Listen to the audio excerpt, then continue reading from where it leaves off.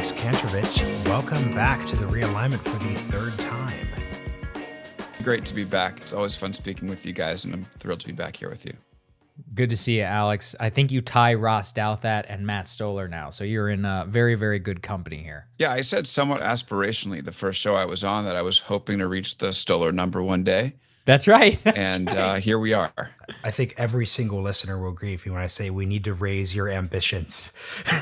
I too someday wish to match hyper online podcasters when it comes to appearances. I don't know. This is a pretty big moment, so I'm going to celebrate it. That's funny. So we are here, for listeners who are not aware or on Clubhouse, to announce that we are going to try a bit of an experiment. Alex, Sagar, myself, we are going to start doing a Clubhouse room on the news on Thursday nights at 8 p.m. Eastern time. This could obviously shift around, but a good place to start would be for the two of you who experimented with this last week to talk a little about what you did last week, who came on, and then we'll even talk a bit about what Clubhouse even is.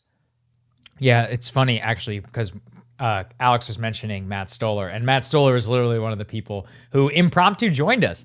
No, it was pretty fun. It's kind of similar to what we're going to talk about on Thursday tomorrow. We're taping this on Wednesday just for everybody's context. And we talked a little bit about the economy, and we lucked out, Alex, because it was like the day that Biden signed the stimulus checks. That's right. So we were like, Stimmies coming in hot. Like, what's it going to do? Are we about to have like crazy, the roaring 20s? Are we going to hit a crash? What's going on with the markets?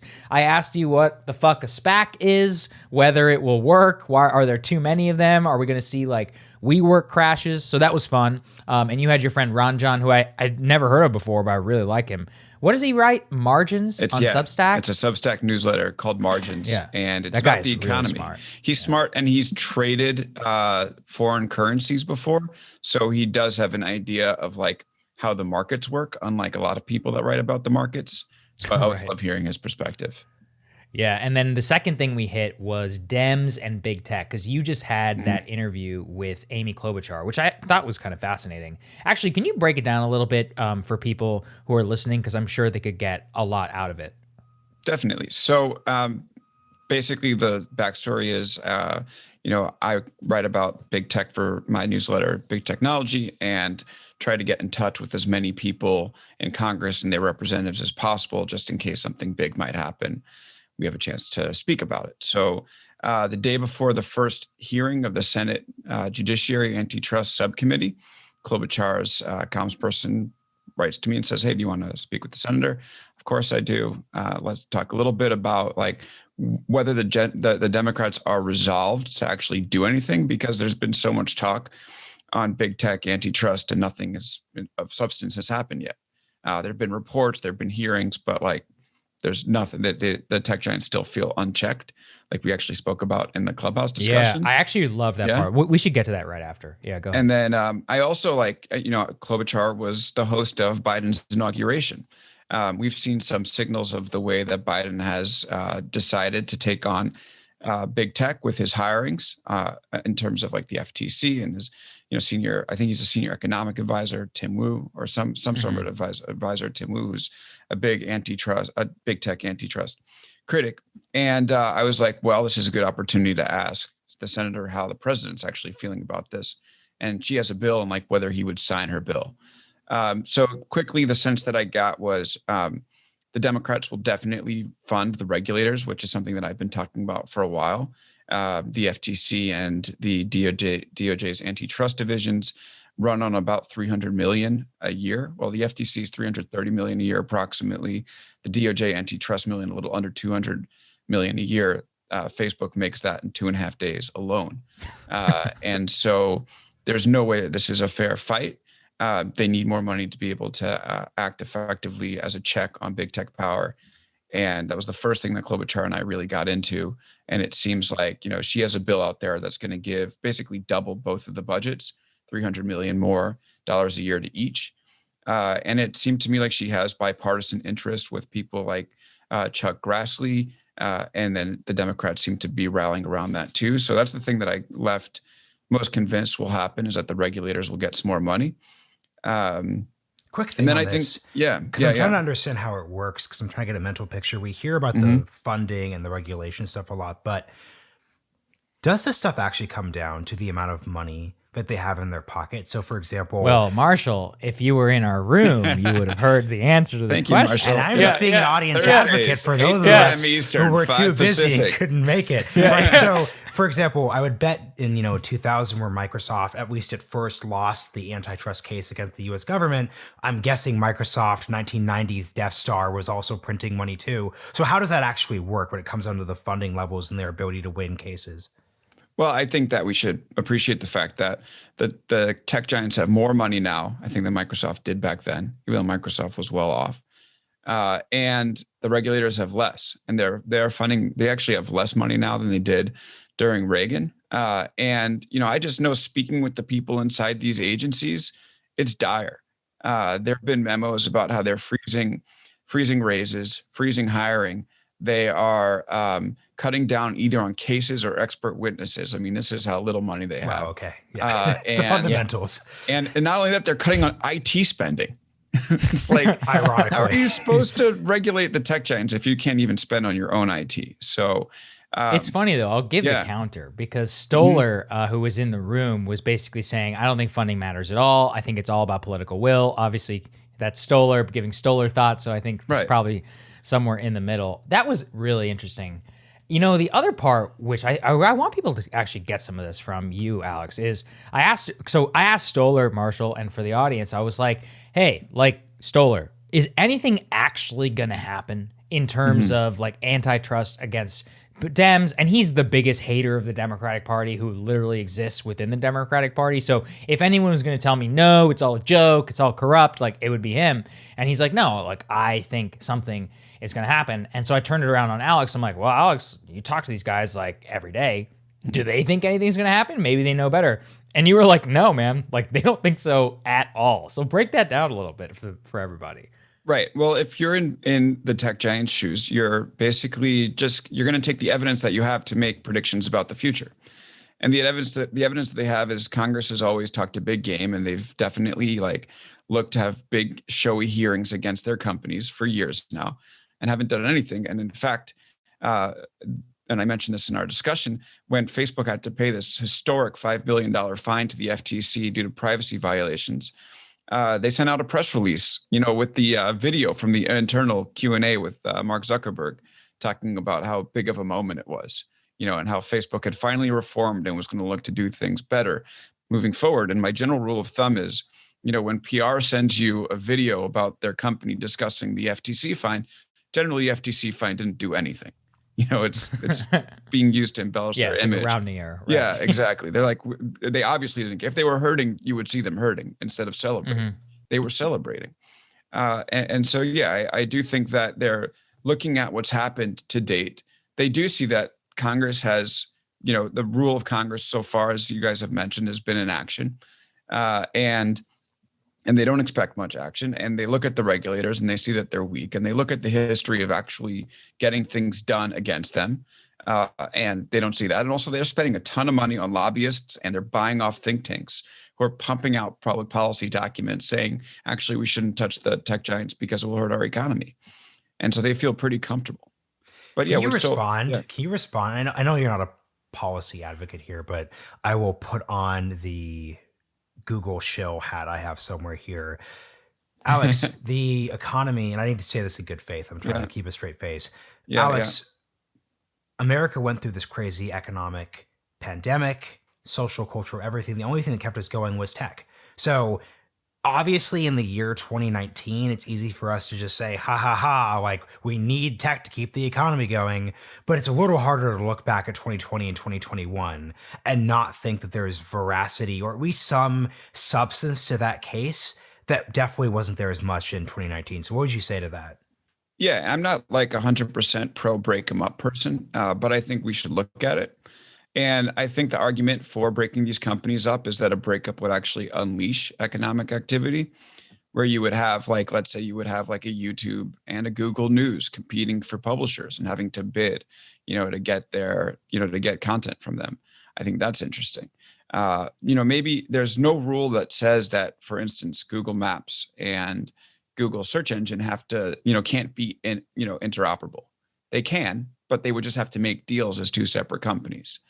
And each one of these companies would be making money, but also have to fuel future innovation to try to get ahead of the newly empowered, competitors who can actually take them on without having to worry about a massively resourced company like Google putting 1,000 engineers on the project that they're doing and killing them, and then just making it Google specific. So there are many times where breakups and spinoffs do lead to greater value if you add up the sum of the parts.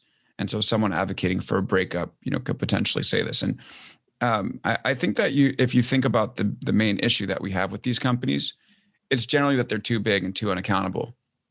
And think about Google, for instance, has such a massive collection of knowledge about what we do. And I don't think that I'm not one of the surveillance capitalism people that says they have a, file on us and are watching our every move, but it is still a lot of trust and power to put into one company. So there is a case to be made that our experience on the internet and the economy won't suffer by some breakup activity that sort of takes that control they have over our lives and makes it a little bit harder to do from a central place, which I think is interesting.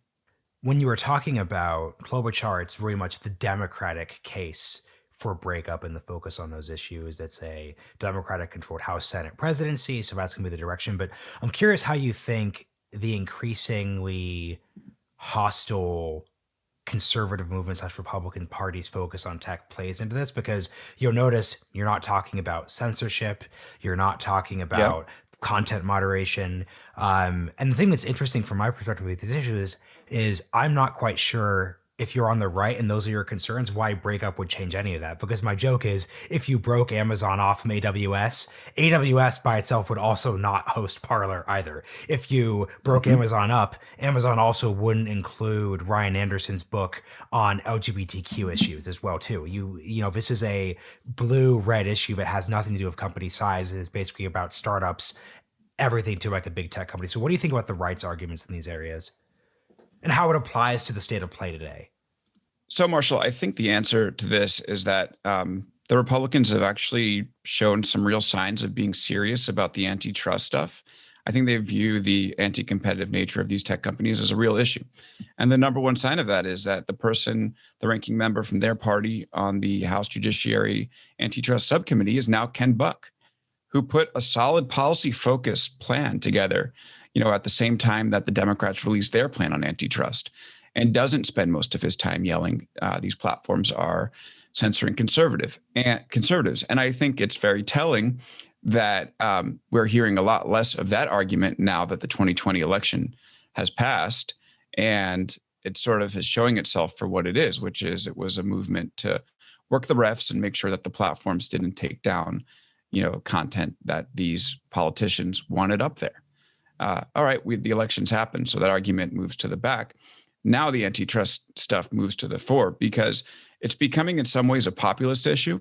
I hear this more and more that breaking up big tech or actually putting some restraints on big tech will give the opportunities for small businesses, give small businesses a chance to compete in ways they wouldn't have otherwise. People are seeing the fact that there's so much wealth being concentrated in the tech giants, so much wealth being concentrated in California. And if you do some common sense antitrust action, you might have a chance to spread out the wealth, which people see as good for the country. So that's what I'm reading into the Republicans' movement here as well. And the key thing to spin this to, we should have done this from a signposting perspective. Can you actually just explain from a tech reporter's perspective what Clubhouse actually is? We get a really high amount of queries on this whenever we mention this because obviously it's not completely open. But two, can you contextualize why Clubhouse and just social audio in general, so this includes Twitter Spaces, matters? Because from our perspective, we've discussed this before, there's activity from an investment perspective, from an innovation perspective in the social media space in the way there wasn't for a while. And this then does, of course, speak to arguments about how much power does Facebook have in the social media space? Does the acquisition of Instagram then leading to the eventual success of TikTok, and then the arrival of Snapchat's comeback, which came seemingly from nowhere, and then the innovation when it comes to Clubhouse mean that the social space narrative is going to change a bit. So, I mean, social media right now is the most interesting it's been since I started on the beat many years ago. And that's from a product standpoint, not from like a, company and politics standpoint, because it's been fascinating all the way through. But from a product standpoint, you're seeing things like Clubhouse and Twitter Spaces, which, to give a definition, let's see if I can do this. They're audio rooms which anyone can join. They're live, and audience members can come up and on the stage, quote unquote, and then speak with the people they're listening to. So it would be as if we're having this conversation, but everybody who's listening would be there live and get a chance to like raise their hand, and we bring them up and have a conversation, then send them away. And then there's no recording available afterwards. So that it has a sense of urgency. And I think we've seen that like Clubhouse has exploded during the pandemic because, there's so many interesting people who don't have time who don't have anything to do. And, they're getting these requests, hey, like, come on this Clubhouse show with me. And they look, they're like, well, what do I have to do? Watch the same Netflix show that I've been watching every single night, or, have a great conversation with some people who I want to learn from. And they choose the latter. And so Clubhouse is just absolutely blown up. They've been able to get some really fascinating people there. Elon Musk has been on, Mark Andreessen, who, if Mark, if you're listening, please don't block me on Clubhouse. But he's been on, almost every night with this Good Time show that's had fascinating people. And yeah, there's incredible energy to it in a way that I haven't seen on social media since maybe like Peach, which was that weird Facebook/Twitter competitor that lasted for about a week and was I'm embarrassed fun. to say I don't even know what Peach is. And also I need to get something out of the way because I've talked about Clubhouse on the show here and on Instagram. No, contrary to accusations, I do not own a financial stake in Clubhouse. And I can assure you that if I did, I would not be fucking doing this podcast or waking my ass up early to do Rising. I would be cashing my $1 billion checks in the bank and hanging out in Miami with all the other Silicon Valley dudes who don't really give a shit. So just to be clear, that's what I would be doing if I owned a stake in Clubhouse. I wish I did. And if they want to offer me a chance, I'm ready to go. I'm like Jay-Z with Uber. But just to get that out of the way. Yeah. So Alex, whenever we're talking about Clubhouse and we're talking about like social and the new era of audio, we just had Cal Newport on, a big fan of his, where he was talking about how Facebook basically cratering amongst young people, and then you see the rise of TikTok also with Clubhouse. It does show that there is a hunger that to get away from more traditional mediums. I think something he said was really fascinating is like, if you look at the way that people, consumers feel about Facebook, they don't like Facebook. They like Instagram, but they don't like Facebook. They also don't like Twitter. And it seems to be, even though they use it, I'm not saying people don't spend a lot of time there. It's like people have an acknowledgement. They're like, this is bad for me. It's like something you can kind of feel inside. So do you think that Clubhouse is going to be able to, number one, evade that problem, survive the pandemic, and really survive competition? Because Twitter Spaces is coming in hot. It's effectively the exact same product. And I think Facebook is working on a competitor. So do they have the first mover advantage that they really needed to solidify the space? That's a great question. So just to go to your original point about Facebook and social media products, I don't think we really care about like the corporate nature of these products when it comes to like using them. I think we care about how do the products themselves make us feel. Mm-hmm. And when Facebook stops delivering the value, which is clearly the case right now, we're going to feel icky about it and not want to use it. Whereas Instagram is delivering value, so we'll use Instagram and feel good about it. And that's what's so interesting about Clubhouse and TikTok, where they're actually the best social media products built in a very, very long time. Mm-hmm. I know you don't use TikTok, right? Don't use TikTok. This is not a TikTok. I understand. Off my phone. I understand. I get them from Reels. I'm such a boomer, but I watch TikToks on Reels. Right, which is basically a reason why Facebook is going to pose like a serious challenge to them, which we always knew was the case. But TikTok is an unbelievable app. I'm so addicted. And I just I hear that from everybody who uses Yeah. it. And look, Yeah. I to be clear, I don't like TikTok. I don't like Yeah. ByteDance. Right. I respect the hell out of it. I Yeah. read the backstory of, I think his name is Zhang Jimin, and the I can't pronounce it. Anyway, the backstory of algorithmic recommendation and refining that to the nth degree is like legitimately fascinating and is a real breakthrough in the space. I agree. It's a step change. Like I know in terms of the time I spend per minute on TikTok, I'm going to get the best stuff. You know, that it beats YouTube, it beats Twitter, it beats Facebook, it beats Instagram. There's never going to be a more fun hour spent than an hour spent on TikTok. And there'll be times where like I'll be sitting at home and just kind of like, oh, I'm going to watch 1 or 2 videos and then look up 2 hours later. And the algorithm is unbelievable. And then Clubhouse, I think Clubhouse is also an incredible product. There's just there's a sense of urgency to it where, you know, like I mentioned before, it's just live. So you can't be like, I'll catch that later. It's either you get it or you're going to miss it forever.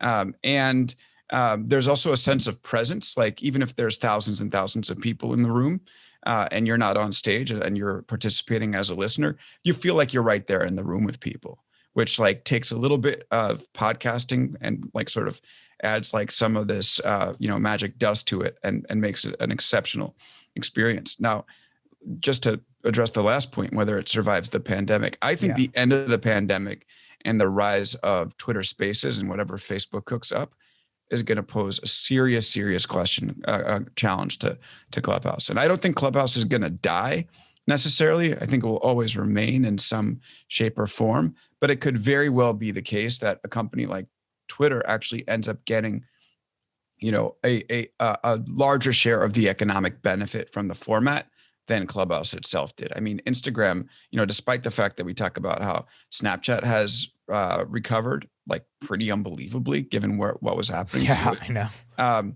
Facebook still has gotten most value from stories, period. Like billions and billions of economic value. And I expect the same thing to happen with Twitter and Clubhouse.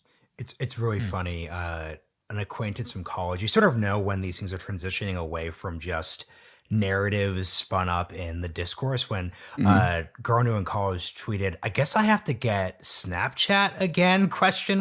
Just because it's the thing. It's like, it's just happening. People are, and it's just funny.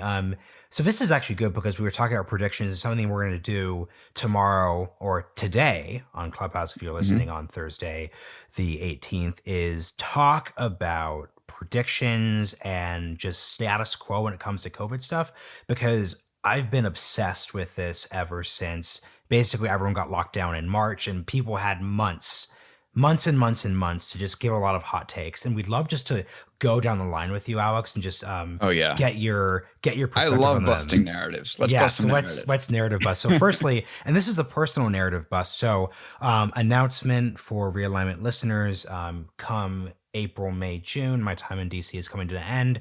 I'm moving to New York City. And I went up to New York a few weeks ago, and lo and behold, despite the predictions that New York was dead, despite the predictions that decentralization is here, the city was alive. People were doing things. It's really exciting. So I've obviously given my editorial perspective on that call, but can you just reflect on that weird moment in July when there were just a lot of hot takes flying about this massive thing being over for good? And I'm just curious what you think about it. Yeah, well, I mean, to start with, a lot of people did leave Silicon Valley, San Francisco. I got the LinkedIn data on this, and San Francisco had like a 25% decline in tech worker migration. Wow. And, you know, had gone from net adding tech workers to net losing tech workers, and was one of only 2 cities for that to happen, San Francisco and your future home, New York. So, and also like there's a propensity from people to say bad things about San Francisco and Silicon Valley for a number of reasons. One, it's pretty poorly mismanaged by the state government, the local government. State government's another story. They were calling the governor. 2, there's like definitely this sort of bubble, that a lot of people don't like. I actually came here because I wanted to be in the bubble and see what it was all about. I was living in New York, and I was like, I'm not going to ever really understand tech unless I'm living in Silicon Valley. And I expected to be here for 1 or 2 years, and it's coming up on 6. And I can confirm that it's the case. You got to be here. You got to be out at dinner with people at Facebook, and you got to play basketball with people working for Salesforce to really understand what this industry is all about. And I'm glad I've made the move. Although, Marshall, maybe I'll see you in New York sometime soon. We can talk offline about that. And also there's like a sense of entitlement among a lot of people that have moved to San Francisco, where they feel that all the region's problems should be solved for them and they shouldn't participate civically. So homelessness, like they think that homelessness should just, someone should snap their fingers and solve the homelessness problem without thinking about the fact that, they might be contributing to it or have like an opportunity to actually go out and help what's going on. And so for all these reasons and more, people were saying San Francisco is over, and it feels really, really good to say it. I mean, write a tweet that says Silicon Valley is done and hit send, and just, it's going to feel amazing. It will feel good. And so many people will be like, yeah, that's right. This reporter gets it, unlike the rest of them. Yeah, exactly. It will feel awesome. Trust me. Can I play the devil's advocate here, though? Mm-hmm. Can I play the devil's advocate Please here? do. I'm just hearkening back to the Derek Thompson episode, which is that when we had Derek on our show, the key point that he made was, look, it's not that cities are over. It's that if 10%, just 10% of the office-going class does move and goes remote, that's actually like one of the largest net migrations in modern American history. So it's like, yeah. And here's like this is anecdotal. I don't have the data to back it up, except for financial homes data, which is that home prices are higher than ever while rents are lower than ever. So like what I would say is I think the core value proposition of New York City and San Francisco, which has always existed, which is, hey, this is a really fun place to be young, and single, I don't mean like not dating, but like unmarried and without small children. I think that core value prop will remain for San Francisco and for New York.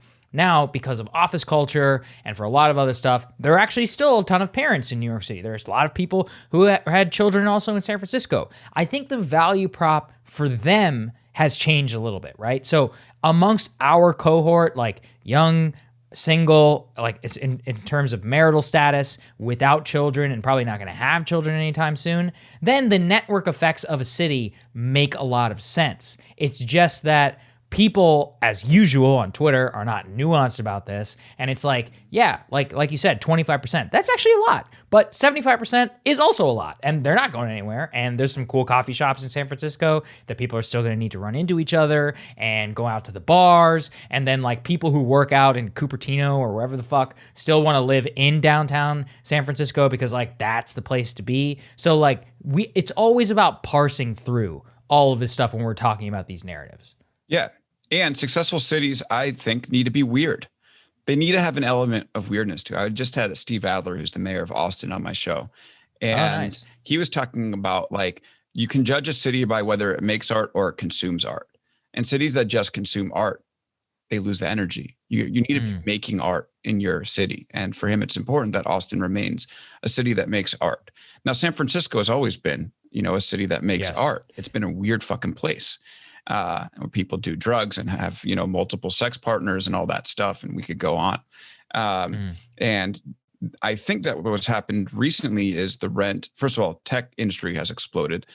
The rent has gone up, and to live here, unless you find like a rent control place or are willing to live with a lot of roommates, people have felt like they need to spend $2,000, $3,000, $4,000 a month on rent. And that's forced a lot of the weirdness out. And I think that when the city really gets into and of course, like there's issues with gentrification and it's pushed out communities that have lived here for a long time. And when you get to that state where it's just tech bros living in douche cubes, as I think Antonio Garcia Martinez calls his one of his former douche pods, his former apartment building, then your city becomes stodgy and starched and uninteresting, and it's not making art, and it becomes a place that people don't want to live in. And that's bad for everyone. And so I am hopeful in this moment that we actually return some weirdness back to places like San Francisco and New York, and people with dreams can come and move here and live here and thrive here versus, people who believe that they need to work for a corporation and get that $300,000 a year salary, while basically pushing levers and turning dials. Right. I want people to be able to experiment and fail. That's what made this place so great in the beginning. And, if we do have that 10% migration out, maybe that's great. and maybe that No, restores I think San Francisco. I think all of this is good. I think all of this is good for the cities and for the burbs, which is actually a lot of you people did need to move out to the burbs. You probably should have been there in the first place. You would have been happier. Now your office is going to be cool with you doing Zoom. And for the people like us who are like, yeah, look, I was out the other day. It's hopping. Whenever the weather is good, it's a lot of fun. Yeah. Anyway, Marshall. Yeah, no, and I think to put a pin in this, I think Fred Wilson, who's at Union Square Venture, had an excellent blog post that we'll put in the show notes about this, where he said, it's not that New York City is dying, it's that a certain version of New York City is dying. New York City, it's 2014, Girls is being filmed in the background of Williamsburg. Right. There aren't any artists who live in the East Village. Like, that's the thing. Like, that New York is dying, and there's a new version of the city. And these cities that are dynamic, these cities that produce art, they are going to shift and they are going to change. And that a lot of people who are leaving these sort of places are people who came in for one version and are seeing another one. Let's pivot this to the next question, which is actually the real one that's going to frame everything, which is the state of the economy. I know you've wanted to talk about this for a while, Sagar, which is everyone who's deeply on Twitter. And I just need to note, by the way, we have a portion of the audience that is not deeply on Twitter, and they will write in whenever we make all these like Twitter things. So we'll signpost this. Basically, there's this whole discourse around roaring 20s, baby. You get the vaccine. It's May, it's April, it's June, you're out. Sagar, what is your take? And then we'll get you in on this, Alex, on like the economic picture over the next 2 or 3 years. So I discussed this with Alex. I'm pulling up the right track numbers because I think this is legitimately crazy. So today, what's the for right the first track? time, so this is a very important signpost for American politics, which is, do Americans feel like you're on the right track or the wrong track? The reason why is that right track, wrong track is almost always correlated with whether a president wins re-election and is doing well or not. And the reason, actually, just to put this back to 2020, one of the things that I constantly got pushback from the Trump folks on the polls is they were like, yeah, but look at people's economic satisfaction outside of a partisanship question. And Trump was consistently outdoing Biden in terms of his economic numbers. And people were like, that's the sleeper in terms of their satisfaction pre-pandemic, in terms of how they were going to judge somebody. And I was all like, that sounds like bullshit to me. But look, that ended up being a pretty good predictor of the popular vote in the US in terms of how tight it was. Remember, just 45,000 votes. So in terms of the metrics I'm going to be paying attention to, that's one of them. It has not hit 55% in such a long time. Sorry, a quick thing, because we'll get pushback on this. You mean you mean it in the electoral college in those 42,000 states, not the popular vote. Yes, correct. Not the popular vote. Yeah, not the popular vote. Don't worry. All right. So when I see Biden with a 55%, and this is absent of his approval rating, 55% right track number, that is higher than it has been in like 15 years. Like, we have not lived in a country like that in a long time. And so there was another great piece, New York Times, called 17 Reasons for Economic Optimism. I don't need to lay them all out, but the very crux of it is this. Right now, 1 in 8 Americans, as I'm talking, 1 in 8 Americans is vaccinated. By the end of May 1st, all cities, states, and locals have to give vaccines to all adults. Biden is basically saying that the 6 to 8 weeks after that period, majority of the U.S. population is going to be vaccinated. So we're looking at August. I think that we are poised for an economic boom that we have not seen in America since the 1990s. And I just think this is going to profoundly change, number one, the economy, and number two, politics. Like, think about this. American politics has sucked for 20 years. Like 9/11, and then Iraq, and then the financial crisis, or Katrina, the financial crisis, and then like Obama, stagnation, and then the Federal Reserve, and all that back in 2015, and then Trump, which has basically just been like a fucking nightmare, whether you liked him or not, in terms of like being glued to your phone and feeling as if I'm in a fight with this person if you're on the right, or I'm in a fight against fascism if you're on the left. Like, this is the first time that we've seen news consumption drop precipitously. People have a ton of money in the bank, and I'm not erasing, the 35 million Americans who've just been destroyed by this. I'm absolutely not. But I just see all of the ingredients for an economy the likes of which we've never seen. And Alex will love this because I know he's not as much on board as I am, is Federal Reserve Chairman Jerome Powell came out today basically saying we're not raising interest rates until 2023, which is the only thing that you could possibly do in order to turn the dial down on this thing. So you got the stimmies. The stimmies are in people's bank. It's in the savings account. We have the highest savings rate in modern American history. I mean, things start opening up. Like, you're not going to be able to get a table at the restaurant. Already Disneyland is sold out, or Disney World is sold out. Disneyland is reopened today. I guarantee it'll be booked by the end of the day. The amount of money that's going to be sloshing through the American consumer spending and stock price, like, I think it is going to be literally crazy. And when you think about what our politics were like then, we're kind of going to return to this like weird Clintonian age. So that's just something I've been thinking about a lot. Alex, go ahead, poke holes in my narrative. No, I was going to say I agree a lot with what you're saying. Yeah. And I think that this is going to be probably the most fun summer of our lifetimes. It's going to be such a relief. I mean, you can already feel it now. The fact that the old folks have been vaccinated largely. Like, I'm in San Francisco. We have some of the biggest restrictions on indoor dining. And this weekend I walked into the coffee shop and saw the old guys back there reading the newspaper. Love that. And I was like, what? And I was like, oh, things are changing. And they're changing so fast, like you mentioned with the timeline. Mm-hmm. And I think that, like, when you came on my show, you talked about what's the most important thing that a politician can do: make my life better, get a shot in my parents' arm. And that's happening. And people are going to be relieved. They're going to have money and a desire, after being cooped up for a year plus, to get out there and spend and have a good time. And I mean, I hope you guys enjoy doing takeout, because anywhere you want to sit at a restaurant, it's going to be booked. I am so over takeout. It's not even funny. Yeah, I never want to eat takeout again in my entire life. Personally, I think that if I look at another Trader Joe microwave food meal, and I'll keep doing it for maybe another couple of weeks, but then I'm done. I do think some of the stuff is real good, though, but that's for another show.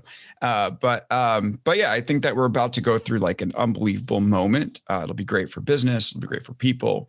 And it'll be a moment where we could actually be like happy and not really have to worry, which is going to be great. Just to play like, dooms on my own scenario, which is there's an end to the Roaring 20s. Oh, it didn't end so well. Heck yeah. Right. This is great. So, like, I was agreeing with Sagar, and now you have to go, take my position.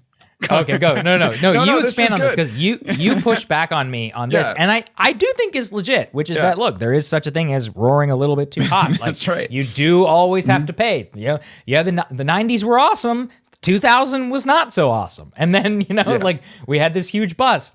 And then, 2005, everyone was like, like, even though Iraq, like, look at these home prices, man. Well, didn't work out. We all saw that movie. Well, and how much? I don't think we need to add very much to that. I mean, just runaway spending, runaway economic, growth always eventually corrects. And, this is being driven by money that we're basically printing. And, you can do that for a while, but eventually you sort of get into some trouble. And so, I think that, like, we will have a great run, no doubt about it. And the question is, and this is like the analogy I brought up at the Clubhouse discussion, but, like, if you run a marathon or you run a half marathon without doing any training, it might feel good for a while and you might feel exhilarated, but eventually you're probably going to puke if you haven't done that before. And, your heart rate will go up and you'll get all sweaty and then you'll vomit. And the question is, like, when does that happen to our economy? Because it will happen. Yeah.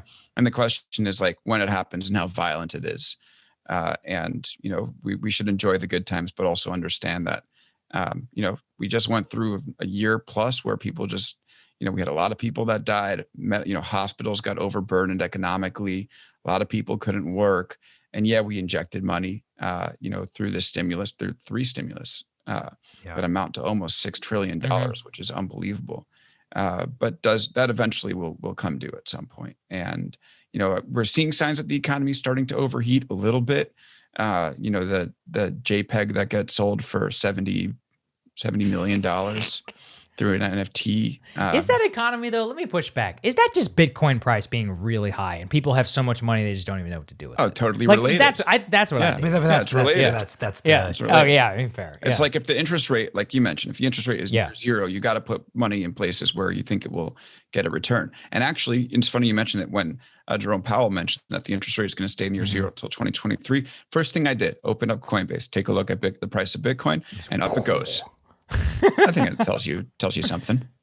Yeah. No, that's a good point. So actually one big question, which is that at least for the next 2 or 3 years, we're agreeing, Sagar, we made this joke offline, but effectively speaking, the year is 1921. Joe Biden is Calvin Coolidge, and you go, wait, so that means is he Silent Cal? Depending on how right wing he is, how right wing you are, you will think that is a very funny joke. But on a broader level, though, it seems to me that if we do go into this roaring 20s scenario and postpone the puking, let's go with the marathon metaphor for a bit, will COVID change anything? You know what I mean? So, because this is the key thing I wanted to push back about the takes, which is that the whole COVID has accelerated the world 10 years rhetoric, decentralization is coming, the US is in decline, X, Y, and Z thing. If we wake up this summer and things are going well, separate from the long-term inflation and debt questions, how much or how little did COVID change the world in your perspective? Yeah, well, I think there's a few things that it's going to do. One is it's going to make remote work a fact of life. It used to be that you used to kind of cringe and then ask your boss, hey, can I work from home today? And they're like, they give you, well, why do you need to work from home? Then you had to give an explanation. They thought about it and they said, okay, but we'd like you in the office, but you can do it today. That's over. Like we all know we can now work effectively. And that will actually, I think, make work much more enjoyable for people. You know, it's tough to be home every day, but it's also tough to be in the office every day. And so I think the work world is going to change for those who get to work in offices, that like work from home is going to be a thing. One thing I'm hopeful about is it will show us the value of in-person interaction and community again. I think we were going in a really bad direction where people were feeling pretty comfortable just getting ensconced at home and, you know, spending time on their devices and not really seeking human connection anymore. And there's been a breakdown of community, a breakdown of happiness, and an increase in loneliness because of all of this. And maybe after people get vaccinated, they'll want to spend more time with groups. They might join more community organizations, you know, more churches and religious institutions, more civic organizations. They might get more involved in politics, especially after seeing what's happened here in San Francisco. We know the school board has lost its mind, and there are more people interested in the school board than ever before. And so now we might see more civic participation there. It might no longer be tiring to go out and watch a meeting in person after, you know, having to only watch it in Zoom for so long. So there's potentially a real positive effect where people realize that we've all realized we're social animals. You know, I can't tell you how many people who've come to me and said, you know, Alex, I thought I was an introvert before this, but I'm an extrovert. And it's because we all seek this stuff. And, you know, if we can get back to being in person again, appreciating each other in person again, that's the healthy foundation of an economy and a society that's actually sustainable versus angry and at each other's throats. What's so funny about this is I was devil's advocating, but I'm answering my own question in terms of like, what am I going to do? So the first thing I'm going to do when I move to New York, this is not a joke, is I'm going to get a WeWork hot desk, because WeWork, lo and behold, actually they finally sort of got this moment where once they cut down on the $8 billion like valuation and go to something more reasonable, it's, hey, you know what? A 2-day a week hot desk, we could go in and have a printer and have coffee. What's actually really cool is that, man, we're turning this into a WeWork commercial, but what's so chill about WeWork is please sponsor us, by the way. different locations in the city. So I'm going to have a commute. I am going to, for fun, go to a WeWork, maybe on the other side of the city, so I can listen to an audiobook or listen to some podcasts on my way to something. And it's just funny how that is a behavior. There was just no word I was ever going to go into co-working. I was listening to all of like the conventional, and once again, things are conventional wisdom for a reason. You know, it's 2019. I'm like, man, WeWork is so screwed. But now I'm thinking, man, I can't wait for a hot desk. That is going to be so awesome to do that. So it's just funny how that's working out. So I think this is one that also has been a bit in my Craw, because I think there's this issue where those of us who are millennials and above just have no understanding of how college works for actual people. There was this whole take about how college is now over, remote is the future. You're going to see all these institutions of higher education fail due to the digital transformation, et cetera, et cetera, et cetera. Sagar, we should definitely do an episode on this specifically. But Alex, what do you think about that broader narrative, especially the angle related to the remote education, the education, and the digital tech stuff? That I think was completely overblown. I do think that people like Scott Galloway have said that a good chunk of the middle of college institutions are going to suffer so badly that they'll go out of business. And I think that's going to happen to some. But I've spoken with college students, MBA students over this, and there's real value to being in person. So I believe that the university system will remain largely as it was before this. Maybe you'll be able to check, watch your classes on a live stream, but I think many already offer that capability. I do think though, the one thing that we might start focusing on, although maybe this is wishful thinking on my end, is just how much these universities are charging people. Like the cost is something that people have started to talk about in ways they weren't. And, there's been discussions, should we cancel student loan debt or should we forgive student loan debt? And I'm like, well, what if we just started by taking a hard look at these universities and saying, should you really be able to charge somebody $60,000 a year for a fine arts degree? I mean, to me, that's borderline criminal. They know they're not going to make the money back.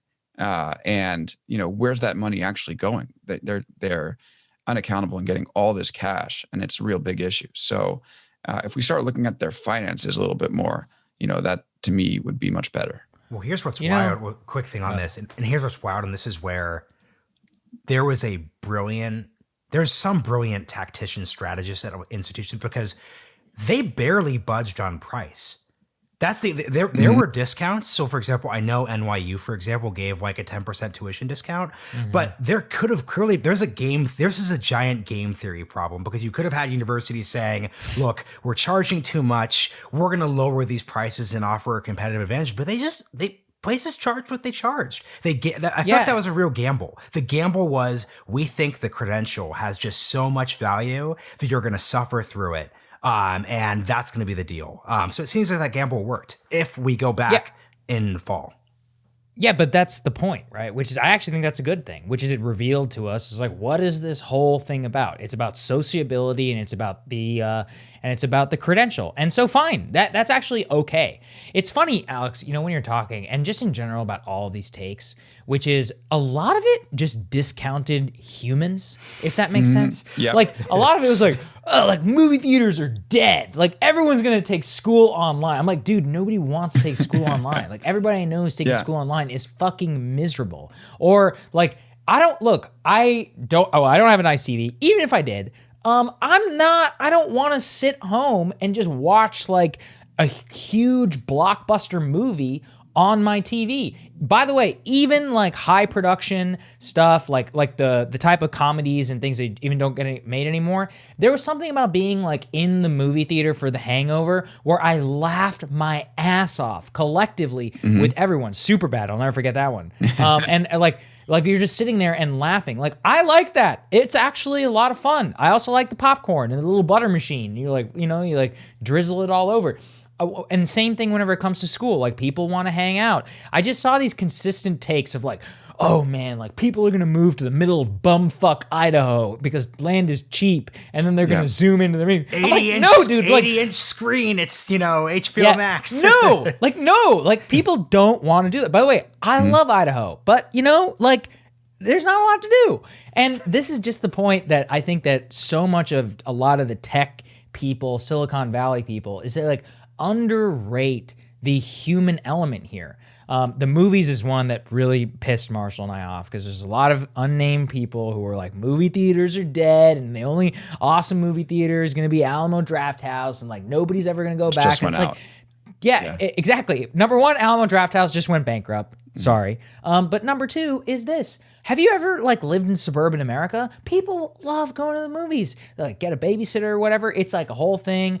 I'll tell you, some of the most enjoyable experience, you hit the food court right before you go to the movie theater. It's awesome. This is actually something that a lot of people like. And I just feel like so much of tech, like, it's not dehumanizes, but like they take the human element out of consumer behavior. People aren't always rational. They do things just because they like it. And there's nothing wrong with that. Yeah, no doubt. I agree. And that's sort of like going back to the point earlier. That's why I'm hopeful that we'll have this revival of community in America, which we badly need. And yeah, you're right. I mean, here in Silicon Valley, people can be looking at that text editor a little bit too long and, see only the code and not the people that it will influence. That's a problem we have here, no doubt. So I think that's a good point. So yeah, everyone, I hope you've enjoyed this conversation. We'll be bringing Joe Weisenthal, friend of the show, from Bloomberg and the Outlaws podcast, and Jane Coaston, new host of The Argument, when she took over from recent guest Ross Douthat, on to discuss these. But let's close with this. Alex, what was a take you had around COVID that was right? What was one that was wrong? I was just thinking about one that was wrong. Oh, I think I definitely, the one that was wrong, that's easier to start with. I underestimated the economy, and I thought it was going to really go to hell quickly. And it didn't. And I sort of think about two factors for that. One, obviously the money that we've injected from the government has been interesting. Two, the one that doesn't get talked about too often is I think I also underestimated how much people who could work remotely would work remotely. Mm-hmm. And people this year, by and large, have worked their asses off and have done more work than they would in a normal year, maybe 2 years worth of work in one. And that's helped some of these firms that have been able to build themselves, based off of remote work. A place like Twitter is a good example. Twitter, they went totally remote earlier than almost anyone. Their employees got settled and then executed like crazy. And they're coming out with these new products like Spaces. They acquired a newsletter platform called Review. They have a super follow coming out where you can pay to, get, intimate access with the people you like the most on Twitter. And they basically did 10 years worth of Twitter development in one. And I think that's happened across the economy. And we've seen total explosion there. And that will probably put, I think it'll put the U.S. in good standing in terms of its biggest firms. For a while. So I got the economy wrong. The thing that I got right, if we want to go back to the Miami thing, is like there was this big narrative around how everybody was moving to Miami and everybody was moving to Austin. And I just called up LinkedIn and I was like, well, you have all the data. What does it say? And they're like, oh, actually, people are not moving to Miami much more than they were a year before. Teeny tiny, almost statistically insignificant increase when it comes to tech workers. And migration to Austin actually slowed down. Tech workers were moving to Austin much faster before the pandemic hit. And then that slowed down. And San Francisco and New York lost people, no doubt, but there were also interesting increases in places like Sacramento and Madison, Wisconsin, where people have gone. So B-tier cities where now there's growing, interesting tech communities that might last in some way. Those are B-tier cities with F-tier social media accounts from their mayors, which is why that is a thing. Exactly. Yeah. You don't see. I tagged the mayor of Madison after we spoke, and I was like, "Come on, retweet it to everybody in Madison. They care about this." Nope. That's such a brilliantly low engagement tweet. Yeah. So anyway. The people need to know. That's right. So the migration stuff, I think I was ahead of that. And we'll see what happens in the coming year. We'll have another shift. Yeah, absolutely. Well, that's great. Well, yeah, everyone, we will hopefully see you all tonight. And if you are not on Clubhouse, we are sorry, Android users. And we will hopefully be able to see you all in the coming months. That's right. See you guys.